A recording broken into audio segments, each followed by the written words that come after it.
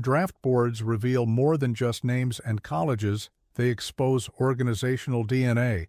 They show you how teams think about championship construction, and sometimes the most revealing picks aren't your own selections, but the ones made by division rivals and conference competitors right after you've made your choice.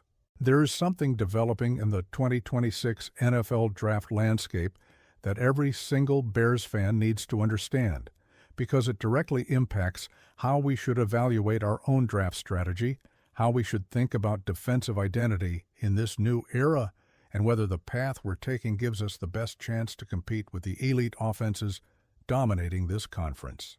Welcome to Bears News Fan Report. I'm your host, and if you're on this channel, you know this is where you get updated news and the deepest strategic analysis about our beloved Chicago Bears before anyone else breaks it down.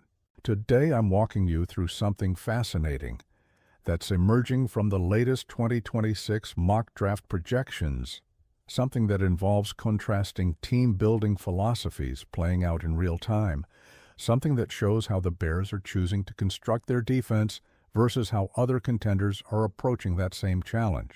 Stay locked in, because by the end of this breakdown, you're going to have a completely different perspective on what our pick at 25 really means for this franchise's future. Let me start by setting the landscape of where the Bears are positioned in this upcoming draft, because context matters when evaluating strategic decisions. We're picking at number 25 in the first round, which puts us in that interesting middle territory where you're not getting the absolute elite blue-chip prospects, but you're also not reaching desperately for positional need. This is where smart organizations find value, where they identify players who fit their system perfectly, even if they're not household names yet, where they balance immediate impact against developmental upside. And according to the most recent comprehensive mock draft analysis that's been circulating among draft experts and team evaluators, the Bears are projected to select Romello Height, an edge rusher out of Texas Tech, who brings length and developmental upside to our pass rush. Now, before I dive into what that selection means and why it matters, I need you to understand something critical about how this draft is shaping up overall. The top of the board is absolutely dominated by quarterbacks, with teams making aggressive moves to secure their long-term answers under center. The Jets are trading up to number 1 for Fernando Mendoza from Indiana. The Raiders are grabbing Dante Moore from Oregon at number 2, and teams throughout the first round are either addressing quarterback or building around the franchise passers they already have in place. But the real story, the narrative that's developing as you move through these picks, is how teams are choosing between different defensive philosophies, between prioritizing pass rush versus coverage versus linebacker play versus trench dominance. Let me walk you through some specific picks that tell this story, because the pattern is absolutely fascinating when you see it laid out. The Titans at number 3 are taking Arvell Reese, a linebacker from Ohio State, who's being described as a tone setter with sideline-to-sideline range. The Cowboys at 14 are grabbing Sonny Styles, another Ohio State linebacker who brings versatility and can play multiple roles. The Ravens at 15 are going with Peter Woods from Clemson, a powerful interior defensive lineman who fits their identity perfectly. These are all teams making statements about what they value, about how they think defense wins in the modern NFL, about what positions they believe are most critical to stopping today's elite offenses. And each one of these choices reflects a different theory about defensive construction that shapes everything else that franchise does. So now we get to pick 25, and the Bears are on the clock. The projection has us taking Romello Height from Texas Tech, and I want to be clear about what this selection represents before some of you start questioning whether it's the right move. Height is described as bringing length and upside off the edge as a developmental pass rusher who can pair with our existing front. That language is important because it tells you exactly what the Bears are prioritizing in their defensive identity under this current coaching staff and scheme. We're emphasizing pass rush. We're betting that getting to the quarterback is the most critical element of stopping modern NFL offenses, and we're willing to invest a first-round pick in a player who might need some development time, but has the physical tools to become a dominant edge presence. But here's where this gets really interesting, and here's where I need you to pay close attention, because this is the part that reveals how different teams are thinking about the same challenges. The very next pick after the Bears, at number 26, the Chargers are selecting Oliva Vega-Ioane, a guard from Penn State. Jim Harbaugh is getting exactly the kind of player he values most, a physical interior offensive lineman who brings toughness and reliability. The Chargers are building from the trenches on the offensive side, prioritizing that ground-and-pound mentality that Harbaugh has always believed in. That's a completely different philosophy from what the Bears are doing, and it shows you how two teams in similar draft positions can have radically different theories about how to construct a championship roster. Moving down the board at pick 29, the Patriots are taking Colton Hood, a cornerback from Tennessee, who's described as physical and excelling in man coverage. New England is betting on perimeter defense, on having corners who can lock down opposing number one receivers in man-to-man situations without needing safety help over the top. That's yet another distinct philosophy, another way of thinking about how to stop elite passing offenses. And then we get to pick 32, the final selection of the first round, where the Denver Broncos are closing out the opening night by selecting C.J. Allen, a linebacker from Georgia, who brings high football IQ, leadership, instincts, and immediate special teams value with long-term starter upside. Now, why am I spending so much time on Denver's pick when this is a Bears channel? Because the contrast between what the Bears are doing at 25 and what the Broncos are doing at 32 perfectly encapsulates the debate happening across the NFL right now about defensive identity and championship construction. The Bears are going with a developmental edge rusher who represents pure pass rush upside, betting that the ability to pressure quarterbacks is the most valuable defensive skill in today's NFL. The Broncos are going with a high IQ linebacker from a championship program like Georgia, betting that having a smart, instinctive player who can quarterback your defense and handle multiple responsibilities is more valuable than a specialist pass rusher who might take time to develop.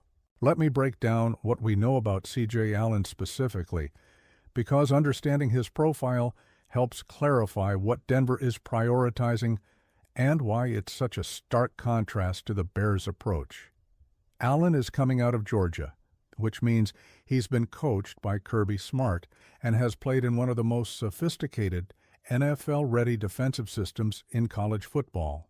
Georgia consistently produces NFL-ready defenders who understand scheme, who play with discipline, who don't make mental mistakes in critical moments. Allen is described as bringing leadership and instincts, which tells you he's not just an athlete, he's a football player who processes the game at a high level. The mention of immediate special teams value indicates he'll contribute from day one, even if he's not starting at linebacker right away. And that starter upside language suggests the Broncos see him as a potential every-down linebacker who can be on the field in all situations. The philosophical difference here is profound, and it matters for how we should think about the Bears' defensive future. Denver is betting on football intelligence and versatility, on having a linebacker who can diagnose plays pre-snap, communicate adjustments to the entire defense, handle coverage responsibilities against running backs and tight ends, and still be physical enough to take on blocks and make plays in the run game. That's the traditional middle linebacker mentality, the idea that you build your defense around a smart player in the middle who makes everyone around him better. The Bears, by contrast, are betting on disruption and athleticism, on having edge rushers who can win one-on-one matchups and get home against the quarterback, forcing opponents into mistakes before they can execute their offensive game plan. Neither approach is inherently right or wrong, and that's what makes this so fascinating to analyze. There is legitimate evidence supporting both philosophies. You can point to teams like the 49ers and Eagles who've won with dominant defensive lines that pressure quarterbacks relentlessly. You can also point to teams like the Ravens and 49ers, again who've succeeded with smart, versatile linebackers who can play multiple roles. The real question is which approach gives you the best chance to compete against the specific offenses you're facing in your conference and division. And for the Bears playing in the NFC North, we're dealing with quarterbacks like Jordan Love in Green Bay, whoever the Vikings are rolling with, and Jared Goff with that loaded Lions offense. Do you stop those attacks with pure pass rush? Or do you need that smart linebacker who can handle coverage assignments and adjust to what those offenses are doing? I want to be optimistic here because I genuinely believe the Bears are making the right choice for where our roster currently stands. We've been investing in our defensive front for years now, building a foundation of players who can rush the passer and disrupt offensive game plans. Adding Romello height to that mix gives us another developmental piece with the physical tools to become a real weapon. And here's the critical part that makes me confident in this approach. In today's NFL, with how quickly quarterbacks are getting the ball out and how schemed up these passing attacks are, you need to generate pressure without blitzing. You need edge rushers who can win one-on-one and get home in under 3 seconds. That's what the Bears are building toward, and height represents another investment in that philosophy. But I'd be dishonest if I didn't acknowledge the appeal of what Denver is doing with C.J. Allen. There's something to be said for having that Georgia pedigree, for bringing in a player who's been coached at the highest level of college football and understands what championship defense looks like. Allen's ability to contribute immediately on special teams while developing into a potential starter gives Denver flexibility and value that shouldn't be dismissed. And in a league where offensive coordinators are getting more creative with motion, with pre-snap disguises, with route combinations designed to confuse coverage, having a linebacker with elite football IQ who can adjust on the fly is incredibly valuable. The Chargers' pick at 26 also deserves more discussion because Jim Harbaugh's approach with Olivavega-Iowan represents yet another distinct philosophy that contrasts with both the Bears and Broncos. Harbaugh is betting on trench dominance, on being able to run the football and control time of possession and impose your will physically on opponents. That's old-school football, and there's an argument that in a league obsessed with passing and speed, being able to pound the rock and shorten games gives you an edge because you're playing a style most teams aren't built to handle anymore. The Chargers are building an identity around toughness and physicality, and Iowan represents exactly that kind of player. What this tells us about the state of the NFL in 2026 is that there's no consensus on the right way to build a championship roster. Teams are taking different paths, betting on different theories, prioritizing different positions, and different types of players.